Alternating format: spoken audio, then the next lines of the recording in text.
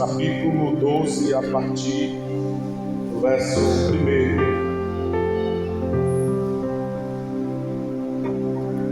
Glória a Deus. Todos acharam, amém? Assim está escrito: rogo-vos, pois, irmãos, pela compaixão de Deus, que apresentei os vossos corpos em sacrifício vivo, santo e agradável a Deus, que é o vosso culto racional. E não seja conformado com este mundo, mas ser transformado pela renovação do vosso entendimento, para que experimenteis qual seja a boa, agradável e perfeita vontade de Deus. Amém? Os irmãos, podeis assentar, fique orando, para que Deus nos dê o entendimento dessa palavra. Amados irmãos, hoje, para quem não tem ciência disso, se comemora pouco mais de 500 anos da Reforma Protestante, em que esse alguém, um homem chamado Martinho Lutero, ele se posicionou em prol de lutar pelos objetivos e a verdade das Escrituras em Deus. Ele se colocou como isso, como sacrifício vivo diante da presença de Deus. Ele tomou sobre si essa responsabilidade de levar uma palavra com veracidade e com conceito e baseada nas Escrituras Sagradas. E isso foi bom, porque isso refletiu e reflete até o dia de hoje para a igreja do Senhor. Foi como uma porta que se abriu junto à ascensão do Evangelho, quando o Evangelho nos alcançou lá na igreja primitiva, aquela igreja desconhecida, que uma vez que ela continuou, deu continuidade à pregação dessa palavra e desse Evangelho, e assim ele nos alcançou. Se não foram essas pessoas, se não foram estes homens que se posicionassem e se colocassem numa posição de linha de frente para que esse Evangelho continuasse sendo propagado, se não fossem os profetas, se não fossem então os apóstolos que se colocaram como sacrifício diante de Deus, para que essa palavra não deixasse de ser pregada, mas mesmo com o sacrifício que fizeram, essa palavra ficou registrada e ela é pregada até o dia de hoje. Mesmo que outrora quiseram apagar, difamar, desfocar a imagem da igreja, mas verdadeiramente essa palavra, ela é hoje, ela é amanhã e ela será eternamente. E como dito nessa noite, ela nunca volta vazia. Deus, Ele tem um direcionamento para nossas vidas através dessa palavra. Quer dizer, Deus tem um encorajamento através dessa palavra para as nossas vidas nessa noite. Então, eu quero pregar em base dessa motivação de Martinho Lutero e trazendo até mesmo aqui honras diante da igreja, do povo de Deus, a este nome, a esta pessoa que lutou pelos objetivos da igreja. Agora, o que é essa reforma protestante para os irmãos que não sabem, que não têm ciência disso? Foi um movimento religioso, segundo os estudos que fizemos, que ele começou no século XVI, em que Martinho Lutero ele começou a questionar sobre as práticas da Igreja Apostólica Romana, a qual ele fizera parte. Acredito eu que quando ele começou a ler a Bíblia, Deus ele começou a abrir o seu entendimento. Foi ali que ele começou a entrar, em um desconforto espiritual de não aceitar. Ao invés de ele se conformar, ele não aceitou os rudimentos do mundo. Pelo contrário, a luz da Bíblia fez ele começar a partir a uma nova partida, uma renovação de vida e de mente. E aí ele começou a fazer a vontade de Deus embasado nas Escrituras. Agora, quem foi este Martinho Lutero? Foi um monge alemão que, como eu já falei, insatisfeito com os rudimentos, com a doutrina da Igreja Católica em si, para quem não sabe, ele, de alguma forma, ele ficou insatisfeito e criou um movimento chamado Teses 95. De antemão eu pensava que era uma linha de regulamentos que precisavam ser seguidos. Quando eu fui estudar, eu vi que é somente um pensamento, um conceito, um documento criado para demonstrar que aquilo que não provém, que não é proveniente da palavra, a revelação que não é bíblica, aquilo que não vem de Deus através da sua palavra e do entendimento do Espírito, é uma mera fábula, uma mera seita e coisas que nós não devemos se exemplar. E ele começou a entender, e por isso ele criou esse movimento religioso, de forma que hoje entende-se e foi dado o nome como a Reforma Protestante. É de lá, irmãos, que a gente tem a ideia daquela igreja protestante que as pessoas não conheciam pelo nome. É evidente que esse movimento, ele, além de um conceito, de uma doutrina verdadeira, ele trouxe consequências. E consequências boas. Por quê? Porque se esse movimento é embasado na verdade bíblica, no entendimento do Espírito Santo, então isso trouxe frutos que hoje nós colhemos. Para quem não entende, a história de Martinho Lutero é uma história muito linda. Até então eu não a conhecia, mas Deus ele fez uma reforma espiritual na vida de Martinho Lutero. Deus tratou com Martinho Lutero de face a face, tete a tete, mudando uma concepção de um evangelho ou de uma religiosidade que eles tinham na época, porque na época quem estava na eminência era a Igreja Católica. Quem tinha o poder era a Igreja Católica. O clero era a Igreja Católica. Quem queria ouvir a palavra, quem queria se aproximar de Deus, procurava o catolicismo apostólico romano. Só quem poderia falar por Deus na época, a potência da época, era a Igreja Católica. E Martinho Lutero entendeu que isso estava totalmente errado. Os irmãos estão compreendendo? Então entende-se que após esse movimento, abriu-se as portas, escancarou as portas para o Evangelho também.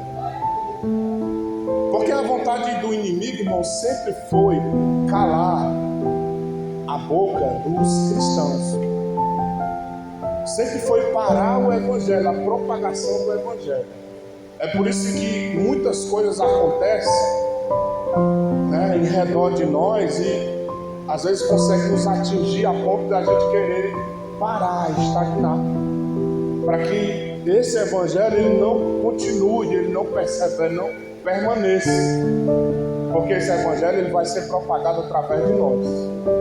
Se não fosse assim, não estava escrito que na Bíblia diz que os anjos têm vontade de fazer essa obra, mas Deus ele confiou a sua igreja.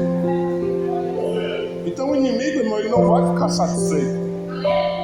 O inimigo ele sempre vai ser contra a propagação do evangelho. E que benefícios são, pastor, relacionados a esse movimento? Primeiro, esse homem traduziu a Bíblia, que era em latim, ele traduziu para o alemão. E posteriormente foi traduzida em outras linguagens até chegar ao português, que por fim foi por um homem chamado Almeida Ferreira de Almeida, que traduziu a Bíblia no português, e hoje nós temos essa caixa de tesouro, de revelação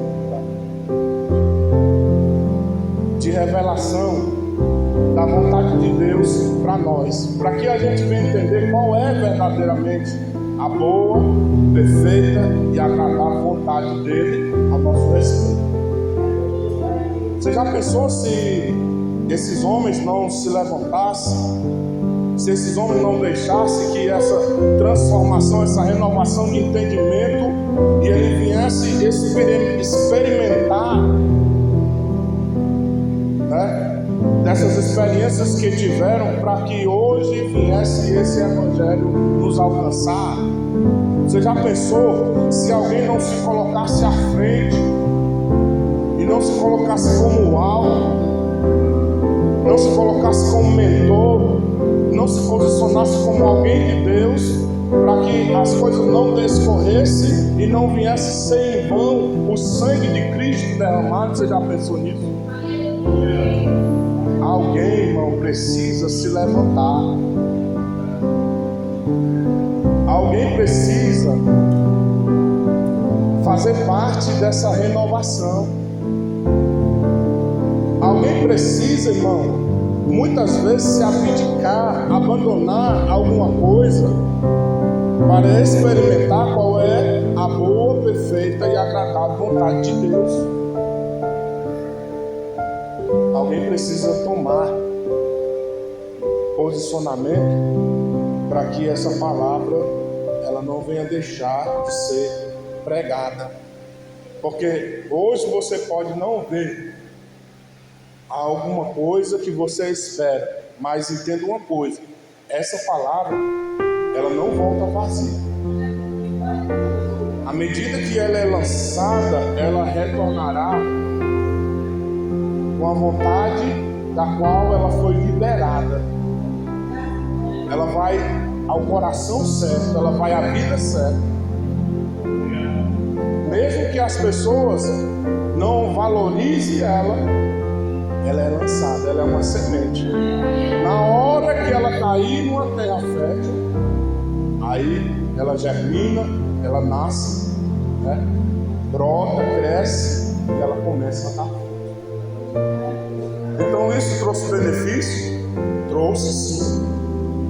Esse homem traduziu esta Bíblia, né? E assim tornando a possibilidade do entendimento de leitura em novas traduções, e sem mais necessidade de um clero, ou seja, de uma pessoa que viesse direcionar a palavra e que viesse ser um intermediário. Então esses foram os primeiros benefícios. E quais foram as consequências desse evento? Começou a surgir novas igrejas. Por isso que hoje tem tantas igrejas. Então o que é que eu entendo com isso? As pessoas tinham uma visão que só a igreja católica, só eu falo isso audível para todo mundo ouvir, que só a igreja católica era o certo, que só ela podia pregar a palavra, e que só ela tinha razão, e que só ela tinha o sacerdócio, o poder.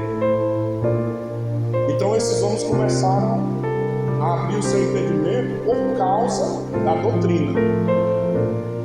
E por que tem tanta gente ainda hoje envolvido? Por que tem tanta gente hoje devoto que faz parte? Porque não conhece a palavra. Porque foi a palavra, irmão, que abriu o entendimento dele. No versículo de número 2, do capítulo 2, ele diz: não seja conformado. Não se conforme com esse mundo. Não se conforme com essa situação. Mas sedes transformado, ou seja, passe por uma reforma. Seja renovado no vosso entendimento, para que experimenteis qual a boa, perfeita, agradável vontade de Deus. Então existe uma necessidade.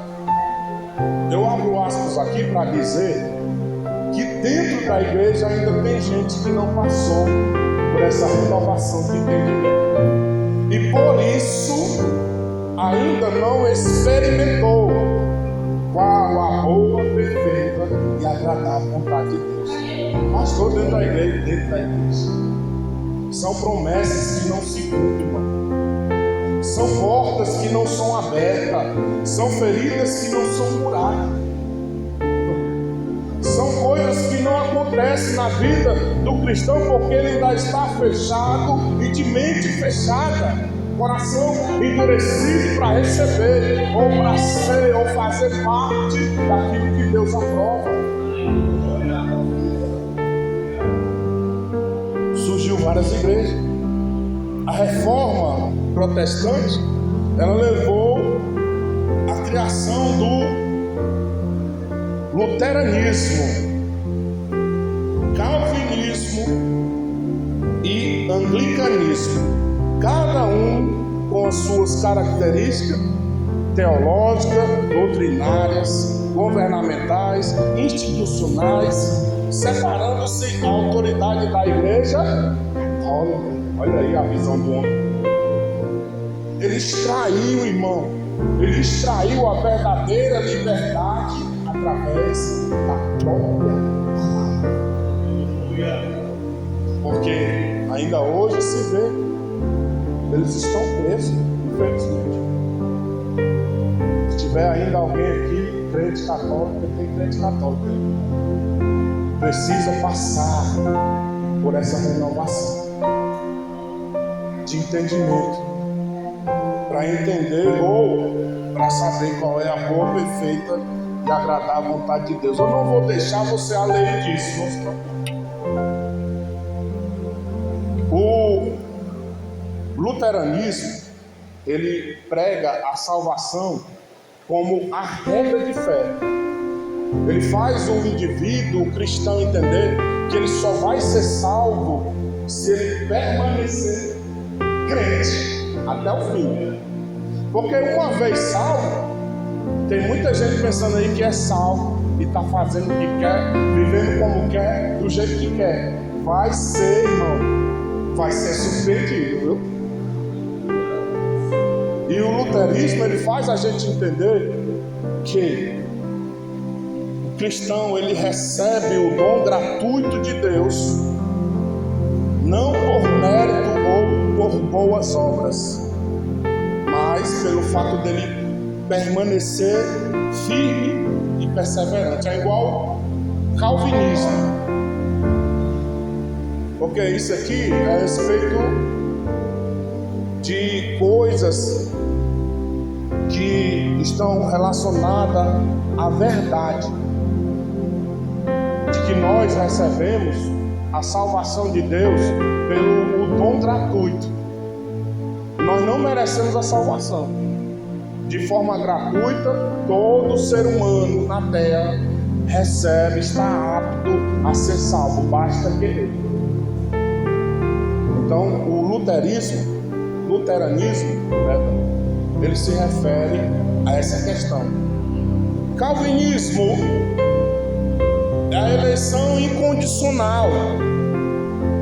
Deus nos elege, nos faz, como disse o apóstolo Pedro, sacerdócio real, povo adquirido e escolhido por Ele, né? Sem limitações, mas sem necessidade mais de sacrifício, porque o sacrifício de Cristo aos eleitos, essa graça irresistível para os escolhidos, e a perseverança do santo é quem vai garantir os eleitos a sua salvação, ou seja, a perseverança de fé. E tudo isso está ligado ao calvinismo. Pastor, e a base bíblica?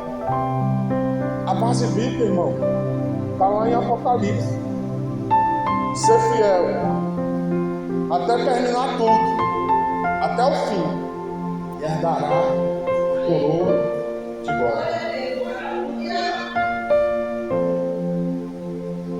Anglicanismo, isso aqui foi mais profundo. Lutero, ele foi mais profundo quanto a isso aqui. Por quê?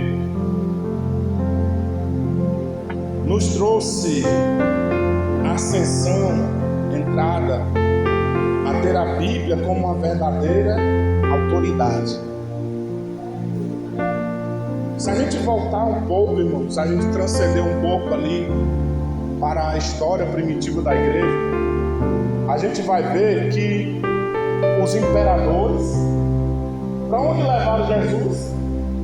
Para os imperadores, para os líderes sacerdotais, para que eles decidissem o que iria acontecer com Jesus. Então, desde o princípio, irmão, desde o princípio, a palavra, o evangelho, ele tem sido sufocado pelos poderes governamentais, assim como hoje. O mundo está como está por causa dos poderes governamentais. Porque quando a gente vai colocar alguém como autoridade, a gente não ora. E quando tem alguém como autoridade, a gente não respeita. Então isso aí que atrapalha a ação benéfica de Deus sobre a terra. Porque a gente faz muitas vezes as coisas com desobediência, com razão própria, com conceito próprio, e às vezes a gente quebra a cara, né? Então esse anglicanismo, ele trouxe a autoridade sobre a Bíblia, as escrituras sagradas, né?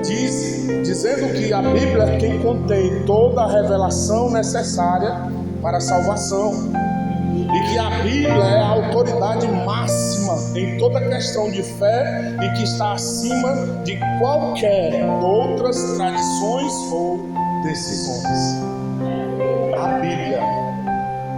Segundo, os credos históricos, né? Ou seja, os anglicanos, eles professam a sua fé crendo nos antigos cristianismos, ou na igreja primitiva, vamos dizer assim, como o credo apostólico, a crença verdadeira, e resume-se numa confissão normativa de fé da igreja primitiva. Então ele crê no credo apostólico, ele crê nos apóstolos, ele crê na palavra que foi pregada, apregoada pelos apóstolos, que hoje nos dá a vida, irmão.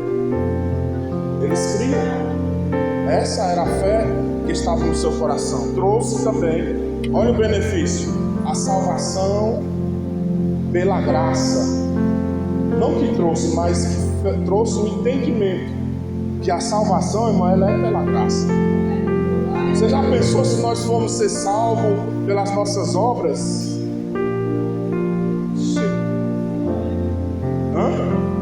Se fôssemos salvos pelas nossas obras, a única coisa que vai diferenciar quando se trata de porção, quantidade de obras, é aquilo que eu vou receber como galardão.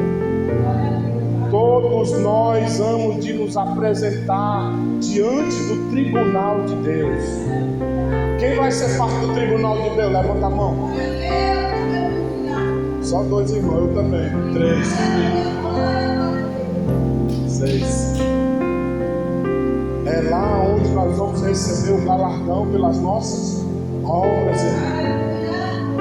É lá que o Senhor vai abrir as suas mãos e vai dizer: ei, servo fiel, tu é aquele servo da parábola que eu deixei 2, que eu deixei 5 e que tu multiplicaste. Entra para o gozo do teu Senhor, receba o teu galardão. É lá, irmão, que diferenciar. Porém, a salvação é pela graça. Acredita-se que a salvação é alcançada somente pela graça, por meio da fé em Jesus Cristo e não pelas obras. Os irmãos estão compreendendo, irmão? Sacramentos, benefício também. Porque se assim ele não cresce, hoje não se vivia a doutrina do sacramento, né? E o que é isso? É a forma como se dirige a igreja do Senhor em relação àquilo que a igreja ela pode proporcionar para a vida do cristão. O anglicanista reconhece que o batismo ele é santo. É como se fosse uma eucaristia, né? É algo santo, é algo de Deus, como os 2 sacramentos principais, diretamente ordenados por Cristo. Os outros 5 ritos que consideramos como ritos, doutrinas, né?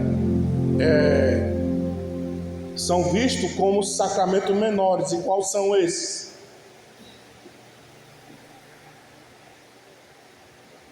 A confirmação, a penitência, a unção dos enfermos, que é o óleo usado na oração,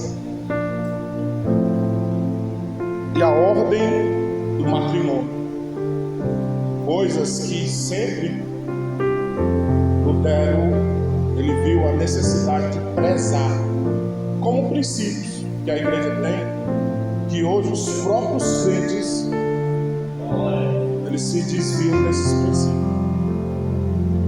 Coisas que é para a gente obedecer durante o nosso credo, a nossa fé, e a gente às vezes se desvia. Mas são coisas que tem que ser feitas, são ritos que tem que ser realizados.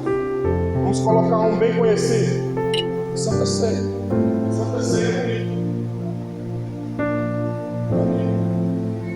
que nós temos, e por ordem do próprio Cristo, ele disse: olha, vocês continuem ceando até que eu venha, porque a próxima vez que eu vou cear com vocês é lá no céu. Outra coisa, o uso da razão, da liberdade. A gente tem que ter muito cuidado com isso aqui, porque tem muito crente usando da liberdade para dar ocasião à carne.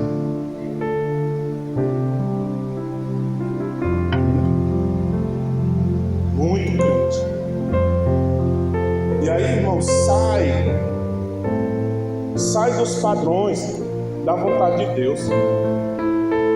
A palavra dele está dizendo que nós temos que se apresentar nossos corpos em sacrifício vivo, santo e agradável a Deus, que é o nosso culto racional. Que é um culto racional? É uma pessoa que raciocina, que faz as coisas certas. Uma pessoa que sabe onde está o perigo. E onde está o perigo? A desobediência a Deus. Uma pessoa que sabe diferenciar, irmão, o certo e o errado. E todos nós sabemos isso. Segundo a ciência, irmão, diz, eu já vi isso, eu acho que foi numa escola bíblica. Segundo a ciência diz que o caráter do ser humano, de uma pessoa, ele é formalizado a partir dos 7 anos de idade. 7 anos de idade, uma criança, um adolescente, ele já começa a formar o seu caráter. É nesse momento que ele começa a entender o que é o certo e o errado.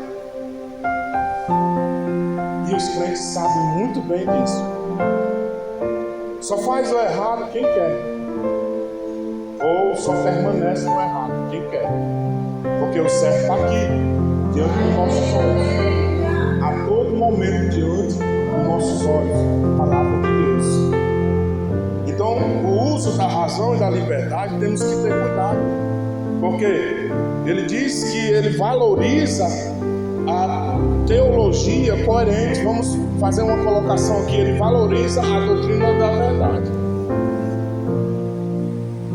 Ele começou a ver o que era certo e o que era errado através da palavra, e ele viu que o certo é certo e que o errado é errado. Então ele começou a valorizar com a inteligência e a razão a dar uma preferência pela liberdade em Cristo e diversidade de opiniões em vez de uma uniformidade rígida. E interessante, irmão, que ainda tem rigidez e traz muita confusão à mente dos homens, porque essa rigidez ela não correlaciona com a própria palavra, ela não tem nada a ver com a palavra. E aí a doutrina rígida faz muitas pessoas hoje estar até doentes. Sabia disso? Pessoas colocando jugo no pescoço de pessoas por falta de entendimento, por mal interpretação da palavra. Pessoas doentes, sofrendo, irmão, dentro da igreja. Por quê? Porque não conhece o uso da razão, não conhece a palavra da verdade. Liturgia e oração, ótimo, ótimo, porque é assim que hoje nós fazemos o nosso culto racional e nós apresentamos o nosso culto a Deus como algo precioso, agradar, que o Senhor ele recebe, e a Bíblia diz, como cheiro suave em suas narinas. E um culto racional é um culto que a gente está fazendo e sabe para quem está fazendo. Porque também, irmão, tem um culto irracional. Tem um culto de louco, viu? Que a pessoa sofre num lugar desse aqui e ela não sabe onde é que está. E esse lugar aqui, ele é santo. Esse lugar aí onde você está é santo, ele é comparado, sabe o quê? A tronos, lugar de príncipes. E quando você passa pelas portas ali, esse ambiente aqui, que era paredes, janelas e porta, ele se torna um ambiente espiritual. Há uma guerra espiritual aqui que nós não estamos vendo. Uma guerra, a palavra está sendo pregada, pode estar sendo mal interpretada, ou pode estar sendo rejeitada. E é assim, irmão. Liturgia e oração. A vida cristã envolve o louvor e a oração regulamentares, tanto em particular quanto em público, com a liturgia regulada pela própria palavra de Deus e por livros, por estudos de orientação. Porque é importante oferecer um culto a Deus. Você não sabe como é importante, porque a palavra dele diz que ele honra, ele preza até pelos nossos passos. Não são em vão os passos que nós damos à casa do Senhor. O salmista, entendendo isso, ele diz assim, ó: melhor estar na tua presença do que em 1000 outros lugares. Aí no salmo ele diz: alegrei-me quando me disseram, vamos para a casa do Senhor. Então, isso, irmão, trouxe para nós uma abertura de entendimento que a gente precisa ter ciência dessas verdades. A gente precisa buscar, estudar, para a gente saber a nossa origem. É por isso que eu digo, eu fico triste, porque tem pessoas que não sabem o que é que está fazendo na igreja. Nós somos cristãos, vivemos debaixo de promessas. E o que é que a gente está fazendo na igreja? Nós estamos se reunindo, congregando para realizar um culto a Deus, a qual nesse culto estamos na expectação da nossa salvação. Então, para isso eu tenho que estar preparado. Não dá tempo de se preparar, tem que estar preparado.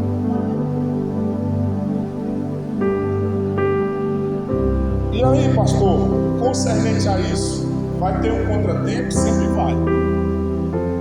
Sempre vai. Houve uma contra-reforma da própria Igreja Católica.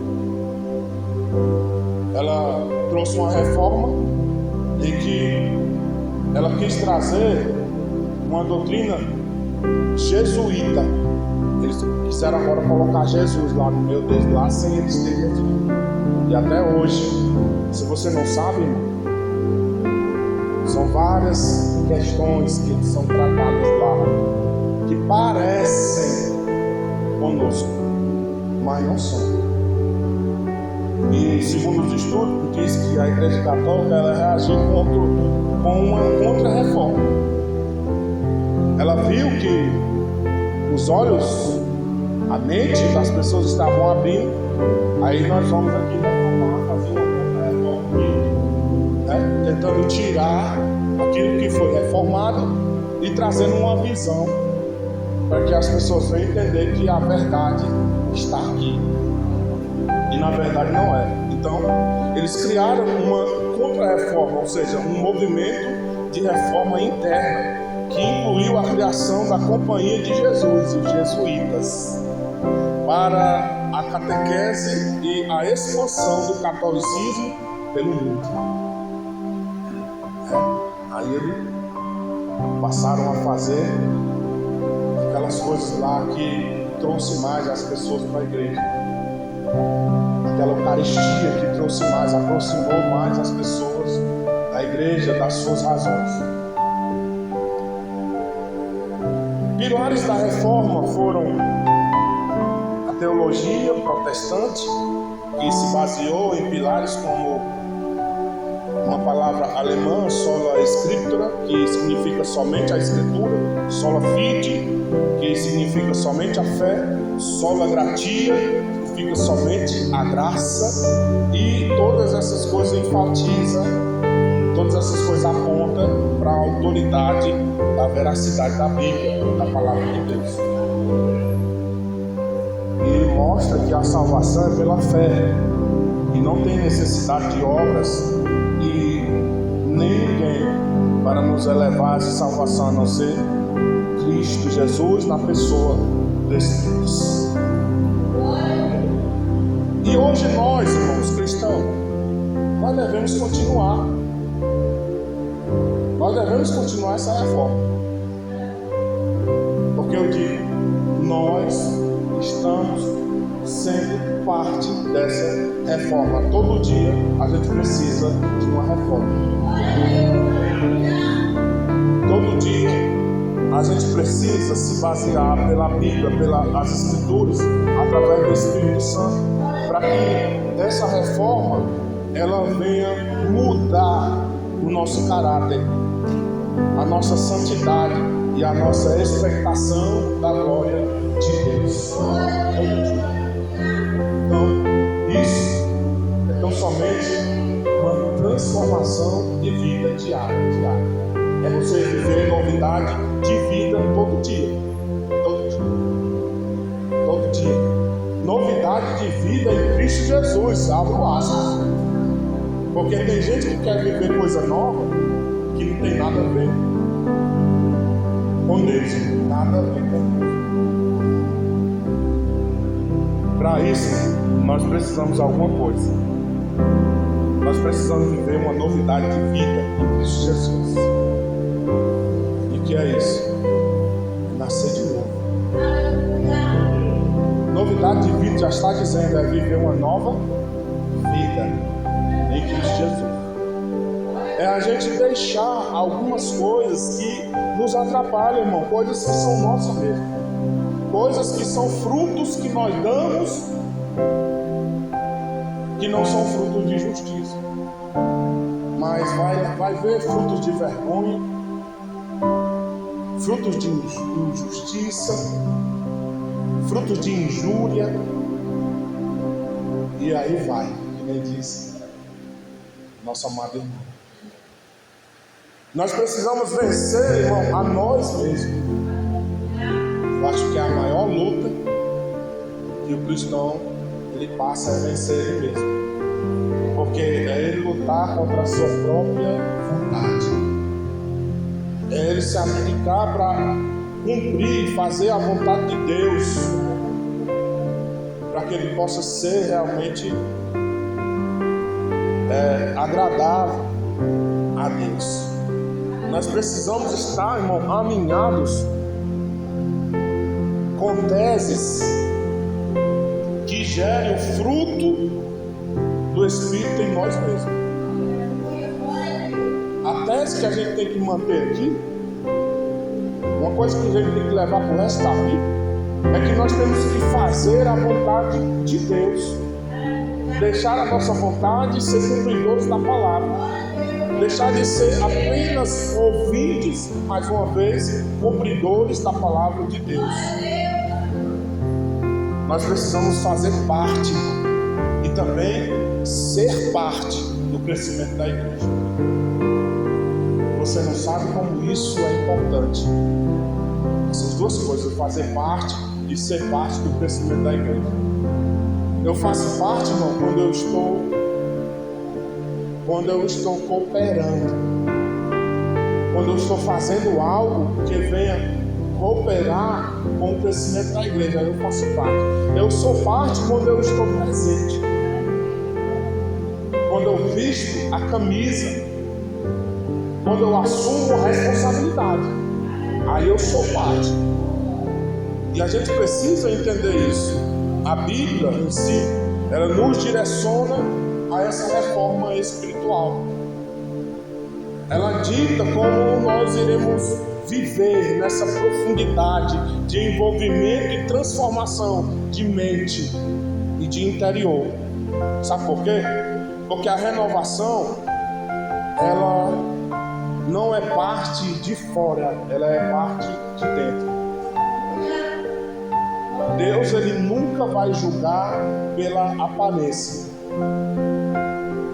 Deus, ele não julga pelo rótulo, pela marca do produto. Ele julga pelo conteúdo que está dentro.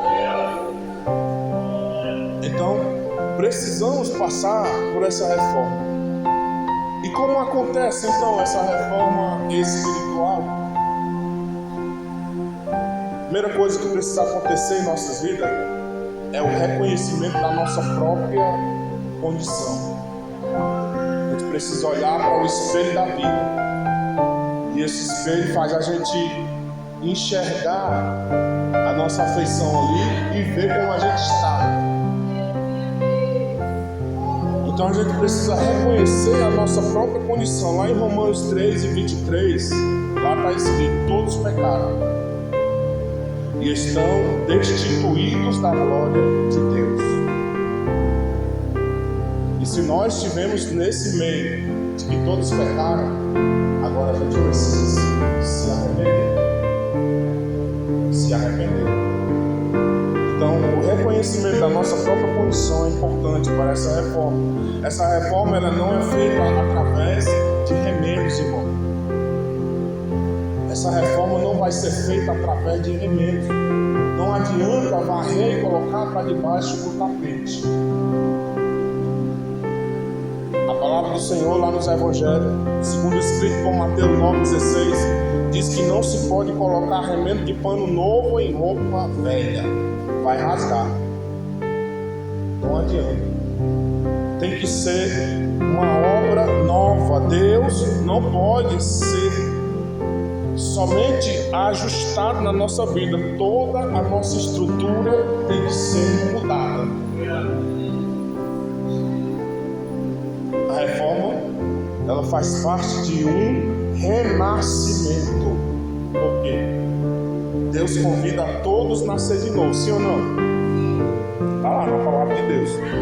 João 3:3 diz assim: Jesus mesmo, ele disse: na verdade eu digo, aquele que não nascer de novo não pode ver o reino de Deus.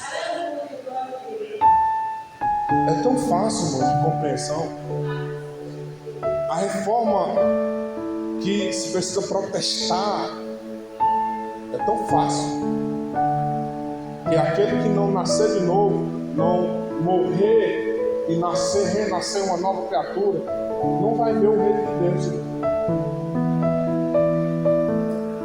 A reforma, ela é espiritual. Ela emana na nossa vida como se fosse um processo. Nisso está relacionado à humilhação e arrependimento. Nunca se esqueça disso. Deixe a soberba, seja humilde.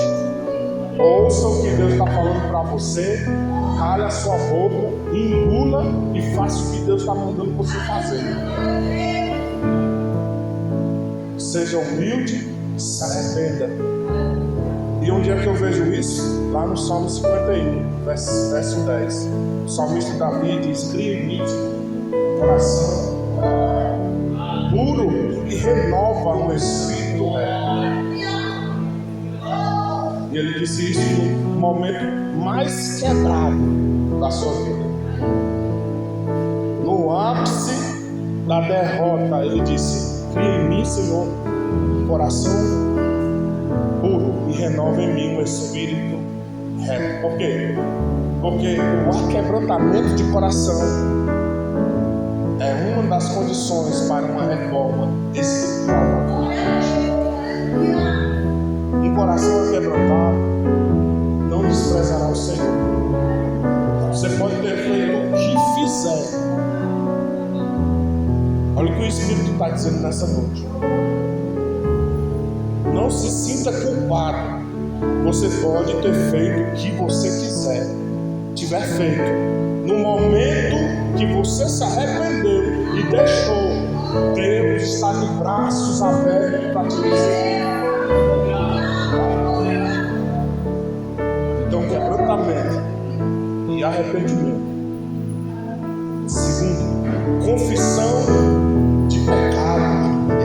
Digam glória a Deus. Porque o que tem de pecado encoberto não é pouco, é muito. A palavra de Deus vai dizer lá no Antigo Testamento que casavam-se e davam-se em casamento. Aí o juízo de Deus veio sobre a terra. Quando eu lia casadas e davam-se em casamento, estava nem aí, estava fazendo o que dava na telha. E Deus avisando. E Noé dizendo: rapaz, vai chover.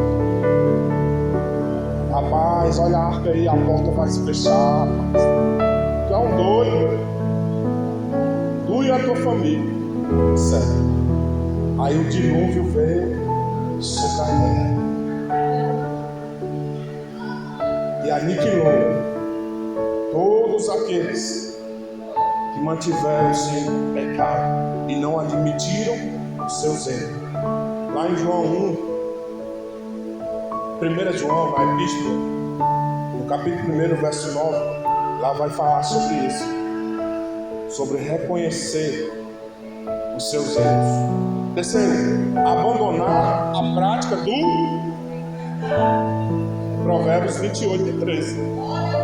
Afaste-se das práticas pecaminosas. Afaste-se. Deixa para lá, irmão. Olhe para frente. Olhe para o alvo. Olhe para o alto. Vou fazer uma simbologia aqui. Eu ando num caminho, correto? Se eu olhar para trás, eu vou perder o caminho. Se eu olhar para trás. Se eu olhar para o lado, eu vou perder o caminho. Mas se eu olhar para frente, eu vou alcançar o alto. Então a gente precisa focar a nossa visão. Nós precisamos focar a nossa vista em Cristo. A gente tem que deixar de olhar para trás.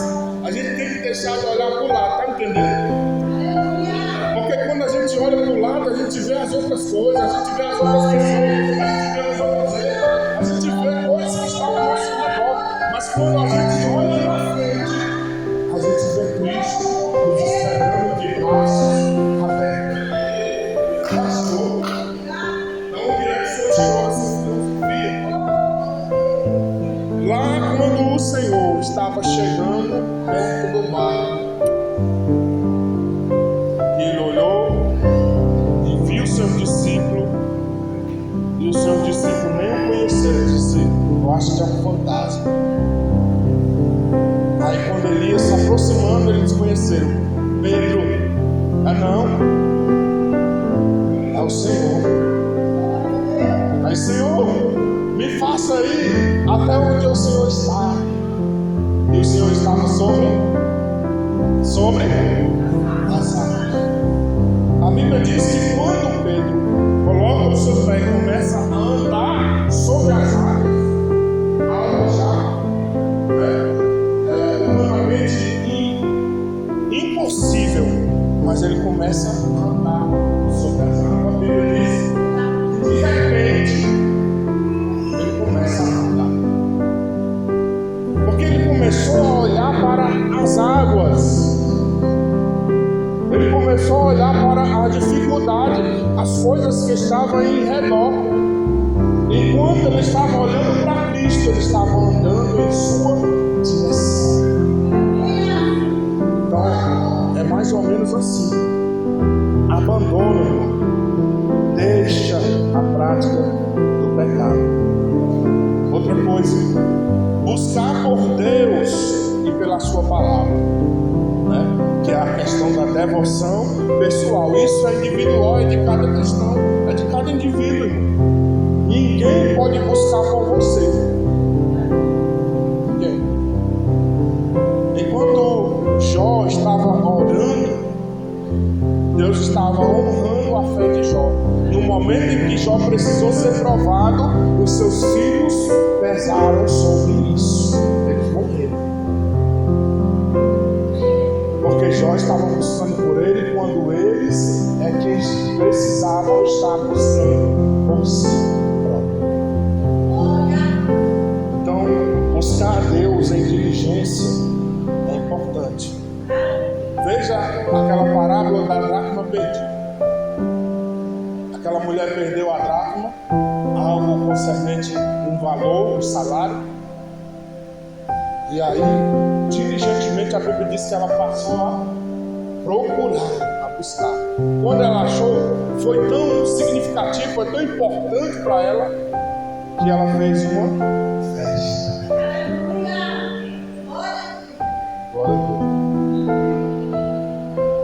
Então, irmão, buscar é importante. Se você pensa que não é importante você vir a uma consagração, de você vir a uma vigília, de você vir a uma oração, buscar a Deus, até mesmo na sua casa, em qualquer outro lugar, é importante. A valorização da Bíblia, né, que é permitir que a palavra de Deus direcione as nossas vidas, como? Lendo e praticando os seus ensinamentos.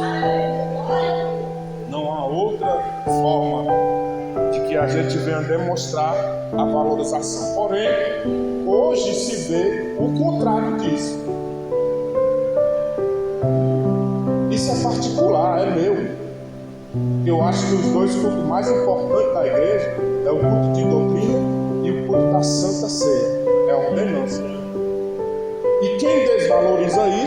automaticamente está desobedecendo a Deus. E em desobediência eu não tenho salvação.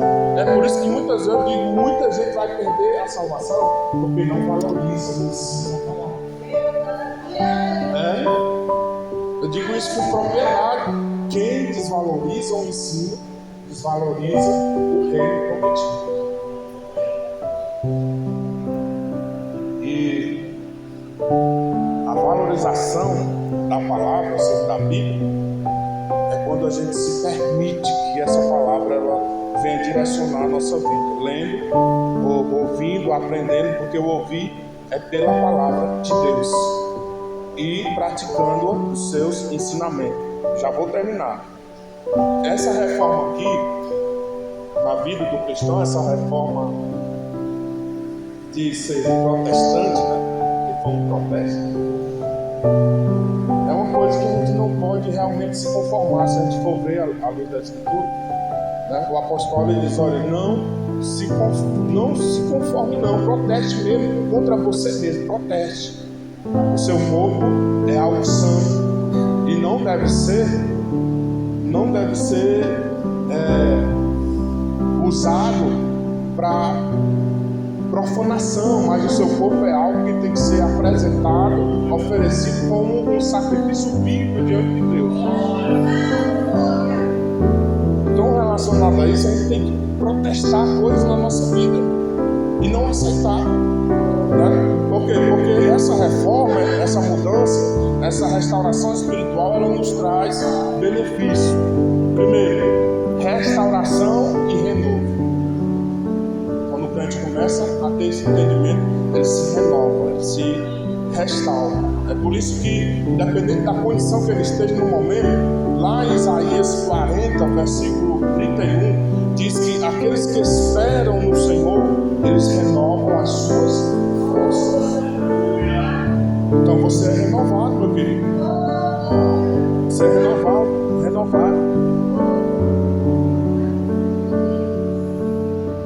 Isso lhe traz a paz e a alegria. Isso restitui sobre a sua vida a alegria e a paz da salvação, que excede todo o entendimento. Isso traz sobre você essa paz e essa alegria. Você começa a ter certeza da sua salvação. Porque, por incrível que pareça, tem crente que não tem certeza da salvação. Tem crente que está mais apegado às coisas daqui do que às coisas do porvir, do futuro. Tem crente que deseja mais as coisas daqui, materiais, do que as coisas de Deus.